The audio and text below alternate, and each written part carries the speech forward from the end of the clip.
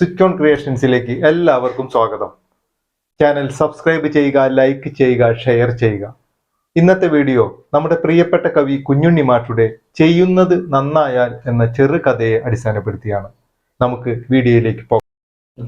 ചെയ്യുന്നത് നന്നായാൽ ചെയ്യേണ്ട ജോലി അതത്ര ചെറുതായാലും വലുതായാലും കൃത്യസമയത്ത് ചെയ്യണം. ചെയ്യേണ്ട മട്ടിൽ ചെയ്യണം. 100% ശ്രദ്ധയോടും ഉത്സാഹത്തോടും കൂടി ചെയ്യണം. ആർക്കു വേണ്ടിയുള്ള പണിയായാലും അവനവന് വേണ്ടി എന്ന മട്ടിൽ ചെയ്യണം. താൻ ചെയ്യുന്നതെന്തും തനിക്കു വേണ്ടി. ഇതിനാണ് ആത്മാർത്ഥത എന്ന് പറയുന്നത്. ഇങ്ങനെ ചെയ്താൽ ജോലി എപ്പോഴും ആ നന്മയുണ്ടാകും.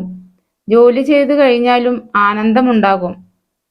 ചെയ്ത ജോലി എങ്ങനെയായിരിക്കുന്നു, ശരിയായിട്ടുണ്ടോ, നന്നായിട്ടുണ്ടോ എന്ന് നോക്കണം.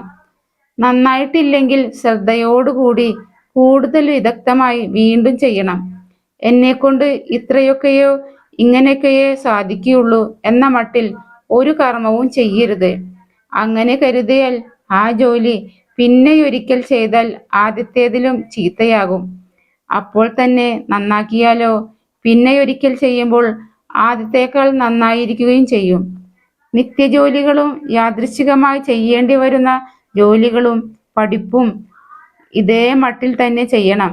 കൃത്യമായി, ഉത്സാഹമായി, ശ്രദ്ധയോടുകൂടി, വിദഗ്ധമായി.